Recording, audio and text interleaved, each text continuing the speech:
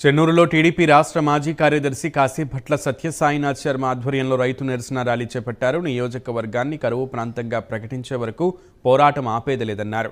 వైఎస్ఆర్ జిల్లా కమలాపురం నియోజకవర్గ ప్రాంతాన్ని శాశ్వత కరువు ప్రాంతంగా ప్రకటించే వరకు పోరాటం చేసే రైతన్నలకు అండగా నిలుద్దామని కాశీభట్ల అన్నారు. చెన్నూరు మండల కేంద్రంలో శ్రీ రామాలయం నుంచి మండల రైతులతో కలిసి తహసీల్దార్ కార్యాలయం వరకు రైతులచే శాంతియుత ర్యాలీ నిర్వహించి నిరసన తెలిపారు. అనంతరం తహసీల్దార్ కార్యాలయంలో తక్షణం కరువు మండలంగా ప్రకటించాలని వినతిపత్రం అందజేశారు. కరువు ప్రాంతానికి నిదర్శనంగా నిలిచిన నియోజకవర్గాన్ని ఇటీవల ప్రకటించిన కరువు మండలాల జాబితాలో చేర్చకపోవడం నియోజకవర్గ రైతాంగానికి తీవ్ర దోహం చేసినట్లేనని ఆయన మండిపడ్డారు. కింది స్థాయి అధికారులు ఇచ్చే తప్పుడు లెక్కల సమాచారంతో నియోజకవర్గాన్ని కరువు ప్రాంతంగా ప్రకటించకపోవడం శోచనీయమన్నారు.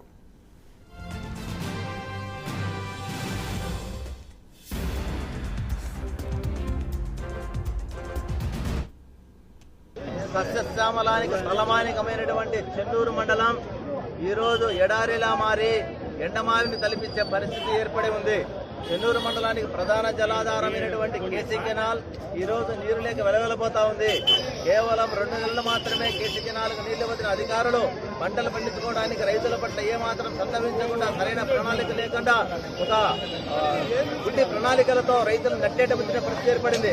మరి రైతులను వాళ్ళు ఇష్టం వచ్చినట్టు ఆడుకుంటూ రైతులను ఇబ్బంది పెడుతున్నటువంటి ఈ యొక్క ప్రభుత్వం ఎందుకు రైతుల పట్ల నిర్లక్ష్య వైఖరిని అవలంబిస్తోందని ప్రశ్నిస్తా ఉన్నా.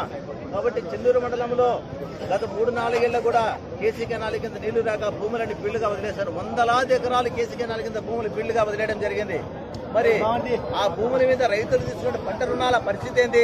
ఆ పంటలు సాగు చేయడానికి ఇతర చేసిన అప్పులేంటి? ఒక్కొక్క చోట బయట అప్పులు 5 రూపాయలు 10 రూపాయలు కూడా వడ్డీలు రైతులు వడ్డీలకు అప్పులు చేసి ఈ యొక్క రుణాలను భారీ స్థాయిలో పెరిగిపోయినాయి. కాబట్టి మేము ఒకటే డిమాండ్ చేస్తా ఉన్నాం, కేసీ కెనాల్కు సంవత్సరంలో మినిమం 9 నెలలు నీళ్లు వదలాలి. సస్యశ్యామలానికి తలమానికమైనటువంటి చెన్నూరు మండలం ఈరోజు ఎడారిలా మారి ఎండమావిని తలపించే